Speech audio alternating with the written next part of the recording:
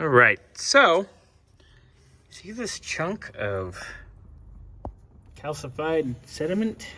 I just took the upper hose off as we are draining the cooling system because I am getting ready to pull the manifold. And that thermostat housing, that is completely blocked with calcium and sediment and schmutz. Bill, this is no es bueno, buddy. This is a whole different issue, not in relation to our rocker arm compression problem, but this is big as well. This is a complete blockage of the cooling system. Oh my God. So we'll get this apart and we'll go from there, because I'm still trying to get the manifold off to check our rocker issue. That's inside the upper hose. All right, so I've got all our intake manifold bolts out. Everything is disconnected that needs to be disconnected. I mean, our manifold is ready to come off. So I'm going to get ready, just move the last bit of our wiring and what have you. And I will have the manifold off here momentarily. And we will see what will be going on with that valve train. But that essentially makes it to where we got to get this engine out either way. But if we know everything that's wrong, then it just goes a lot easier. Like when we take it over to Brian at the machine shop, or we finish disassembling it. Tomato, tomato, you guys know. All right, so give me a second. I need both hands. I'm gonna pull this manifold, get it off and out of my hair, and then we can see what we got going with that. All right, so there's our intake manifold. It's up, it's off. I had to pull the distributor, obviously. So there's our issue. That would be number 4 intake pushrod. That baby is bent.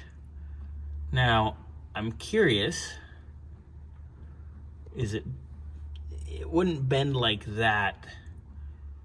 It would bend a little bit if the valves were floating, like too much RPM, what have you. That's hammered. I'm curious to see if a piston kissed a valve. So I'm gonna pull that rocker arm and I'm gonna get this push rod out of here. Also check that lifter. Then I'm gonna try to move that valve and see if it's smushed in or bent or what.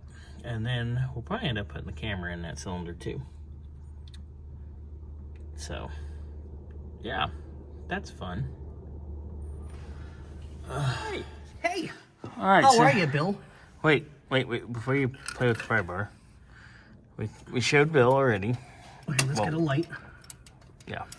Usually you can pull push rod out, or at least, you know what? Let me bump the engine over and get the lifter to go down. It might be enough. No, probably not. No, it's not going to be. It's so fakaked.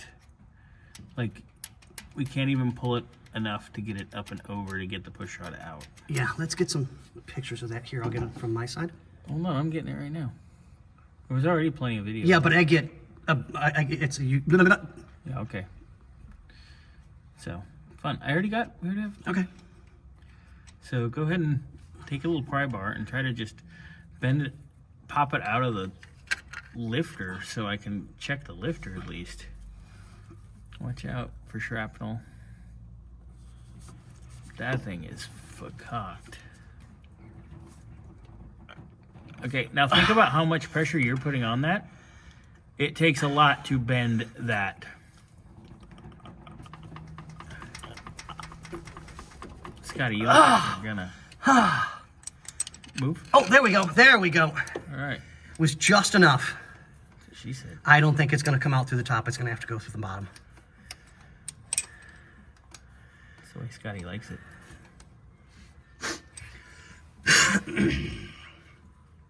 You kind of hold it out a little bit. And then move your fingers out of my way. Got like 2 inches up here still, dude. It's pretty effed. Oh, that's bad. So this is definitely gotta go to the machine shop either way now. So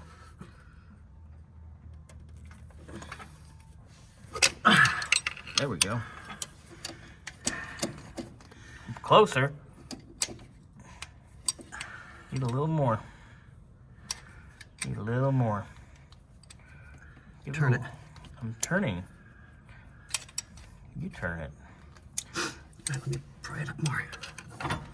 God damn. So I got it on video. You doing video? Yes, we're doing video. Oh, I did not know that. I'm sorry. There it is. Scotty had to do a little more creative bending. But Oh, yummy. that's the bend it had in it.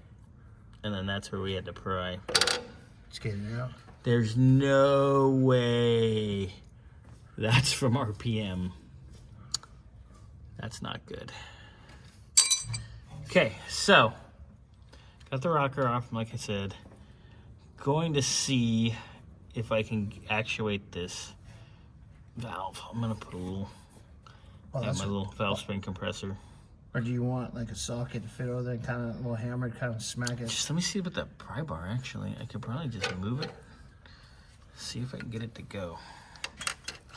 Just let me see. Because this is the same thing that 81 CJ5 did with the 4-cylinder. Yeah. And I smacked every valve and I put a new That rocker. valve ain't moving. That valve was obviously kissed by a piston. You can see the end here. There's marks. I want to put the camera in. Yeah. Let's get the camera and see what we got. That sounds like a plan, Stan. All right, I'm just gonna grab the lifter because I can. The lifter doesn't look bad, really. Actually looks pretty good. I don't see any major score marks. There is a chip right there on the side, Ruh-roh. but it's not. It's really not bad. I mean, at this How's point, the cam look going by that lifter? Was it mushroomed at all, or? don't know. Can't see down there because No, I mean at the bottom of the lifter. Just a little chip. the lifter. Yeah, it's It doesn't look like it's all messed just up. the or anything? usual little bit of wear, but it was spinning. That's It cool. looks like it was still spinning, but it is definitely sharp on the edges. So yeah, let's get the camera. Let's see what we got. But that you can tell by the way the retainer's sitting on the spring, the valve's at the top, so it had to have gotten hit. So let's get the camera, let's check it, and then I